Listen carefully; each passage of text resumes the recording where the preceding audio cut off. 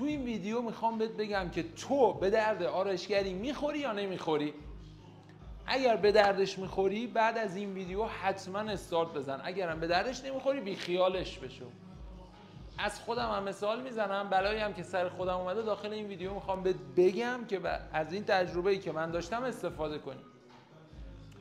قبل از اینکه آرایشگر بشم فقط میدیدم که فلانی آرایشگر اینقدر درآمد داره و دور یک کله رو میزنه، بالا رو هم میزنه و پولو میگیره و تمام. فکر کردم به این راحتی هست. گفتم بذار منم بدوم برم آرایشگر بشم، این که کاری نمیکنه، مگه من چی از این کم دارم؟ دو وجب جا موه میزنی پولشو میگیری پولدار میشی. هیچ. رفتم وسایل خریدم و ثبت نام کردم و دوره رفتم. اولین مدلو که زدم تو آموزشگاه فنی حرفه‌ای هم بود، یه زیرزمین بود، خیلی فضاش هم بد بود، چرکولک. یعنی مدلایی هم که می اومدن همه اینقدر بو میدادن که بعضی وقتا مجبور میشدیم ماسک بزنیم. آقا خلاصه قبل از اینکه کلاسای عملی شروع بشه، استاد یه 3-4 جلسه اومد تئوری صحبت کرد که کله بیضی باید بشه و بیضی‌ها خوش فرمن و صورت منم نشون داد، گفت کله تو جزء کله‌ایه که همه مدل مویی بهش میاد و اینا. تئوری خیلی شیرین بود. گفتم به من دیگه آرایشگر شدم. الو بچه‌ها بیاین موهاتون رو بزنم، من دارم آرایشگر میشم. تئوری تموم شد، گفت مدل بیار. مدل نداشتم، یه مدل خودش بهم داد. یه پیرمرد بود، در به در پیرمرد. ساعت 3 که نشست زیر دستم، ساعت شد 7 شب. دیدم دارم همینطور دور سرش میتابم، بعدش هم گفت بالای سر رو دیگه نمیخواد بزنی. نشستم تو ماشین، بغض منو گرفت. یعنی با حالت گریه گفتم وای چقدر این کار سخته. به این سادگی که فکرشو میکنی اصلا دیگه نیست آرایشگری. همین مو زدنه، همین کله‌ای که میبینی اینقدره، کلی داستان و فوتکوزه‌گری داخلشه. حداقل 6 ماه تا 1 سال طول میکشه که تو بتونی یاد بگیری یه مو رو چجوری کوتاه کنی.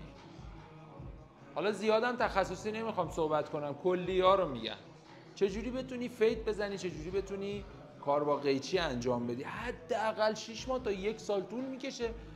اگه تو استمرار داشته باشی، مدام مدل بزنی، دوره بری، تمرین کنی، تا بتونی آرایشگر بشی و دوستت بهت اعتماد کنه بشینه زیر دستت. اولین آپشن زمان باید داشته باشی. یه سری فکر میکنن تا اومدن داخل آرایشگری میتونن بعد از 1 ماه به درآمد برسن. یه سری از سازمانایی که یا همین آموزشگاهایی که ساخته شده توی آرایشگری میان تبلیغات میکنن، میگن بیا تو این کار بعد از 1 ماه به درآمد 30 میلیون میرسی. بچه ها اینا کاملا کذبه. اصلا همچین چیزی امکان پذیر نیست تو بعد از کلاس 0 تا 100 بتونی بری مشتری را بندازی. اینو بدون تا 1 سال نباید روی درآمد این کار حساب کنی. تا 1 سال تو فقط باید از جیبت هزینه‌های جاری تو بدی. فقط باید تمرکز تو بذاری روی مدل رایگان زدن، روی کله مانکن زدن. تمرکز تو بذاری روی یادگیری. یعنی دوره 0 تا 100 که تموم شد 1 ماه تمرین کن، بعد دوباره یه دوره تکمیلی ارتقاء سطح برو. دوره تکمیلی رو برو، بیا دوباره تمرین تکرار، تمرین تکرار، یه دوره دیگه برو. این مسیر باید تو 1 سال مدام ادامه داشته باشه. تازه اینام بهت بگم بعد از 1 سال هم 6 ماه یه دوره حضوری حتما باید بری. آموزش دیدن هیچ وقت نباید قطع بشه. حالا این از این قسمتش. قسمت بعدی این که باید یه سرمایه‌ای داشته باشی قبل از اینکه وارد آرایشگری بشی، برای خرید ابزار، برای پول دادن به مدرس‌ها، برای آموزش دیدن. یعنی شما نمیتونی بدون پول بیای داخل این شغل. پول نداشته باشی ماشین بخری، پول نداشته باشی دوره ها رو ثبت نام کنی. این واقعیت ها رو من بهت میگم نخوره تو ذوقت. قبل از این که آرایشگری رو شروع کنی تو اینا رو بدونی، بری یه شغلی که سرمایه نمیخواد بچسبی بهش، یه سرمایه اولیه جمع کنی از داخل اون شغل، بعد با دست پر بیای. امروز حداقل تو باید 100 میلیون داشته باشی برای اینکه تو بتونی حرفه‌ای این کار رو شروع کنی. کمتر از 100 میلیون با 20 میلیون 30 میلیون هم میتونی وارد بشی، ولی اذیت میشی. نمیگم وارد نشو، میتونی، ولی خیلی اذیت میشی. حالا یه سری شغل‌ها هستن نیاز به سرمایه اولیه زیادی نداره، تو میتونی اول بری اونا رو حتی از طریق همین کانال‌های یوتیوب بری ادمینی یاد بگیری، بری ادیت یاد بگیری، بری فیلمبرداری یاد بگیری، بری فروشندگی کنی، پول جمع کنی، هر جوری شده با دست پر بیای تو کار آرایشگری تا بتونی سریعتر رشد کنی. اگه با دست پر نیای نمیتونی سریع رشد کنی. بعضی اصلا متعلم میان تو این کار، میبینی هیچی پولم ندارن. خب طرف باید خرج زن و زندگیشو بده، نمیتونه اون یک سال اولی که بلد نیست مو بزنه بهش اعتماد نمیکنن تو این کار به درآمد برسه. خب اینا رو تا اینجا داری بذار کنار. مسائل بعدی هم که باید بدونی و بهت بگم. این که میگن بیا تو کار آرایشگری، تایم دست خودته، نمیدونم خیلی کار راحتیه، این داستان ها هم همش کذبه. تایم تو دست مشتریات، باید همیشه باشی. باید روزای تعطیلی که اونا میرن اشغال تو باید باشی که موهاشون رو درست کنی، تر و تمیزشون کنی، خوشگل مشکلشون کنی، برن اشغال کنن. اگر تو بیش از حد تعطیل کنی مشتریات میپرن. تو باید تو بدترین حالت زندگیت، یعنی هر اتفاقی که تو زندگیت افتاده، اعصابت خورده، ناراحتی، خودت سر حال جلوه بدی. تو باید با آدمایی که حال نمی‌کنی، دوستشون نداری، با روی باز، لبی خندون جلوشون ظاهر بشی و بهشون خدمات بدی. بعضی‌ها هستن اصلا نمیتونن انعطاف داشته باشن، هر کسی رو تحمل کنن، اونا به درد این کار نمیخورن. بعضی‌ها هستن نمیتونن همش یه جا وایستن صبح تا شب، اونا به درد این کار نمیخورن. یعنی تو صبح تا شب باید وایسی، منتظر باشی مشتریات زنگ بزنن، باید حضور داشته باشی، بهشون خدمات بدی. این هم جزئی از سختی‌های این کاره که تو باید بدونی.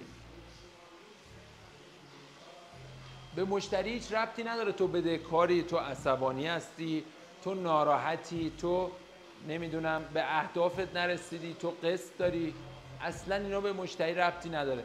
مشتری میاد پیشت از تو انرژی میخواد. این که تو این انرژی رو حتی به دروغ به مشتری بفرستی و مشتری حالش رو خوب کنی، این کار سختیه.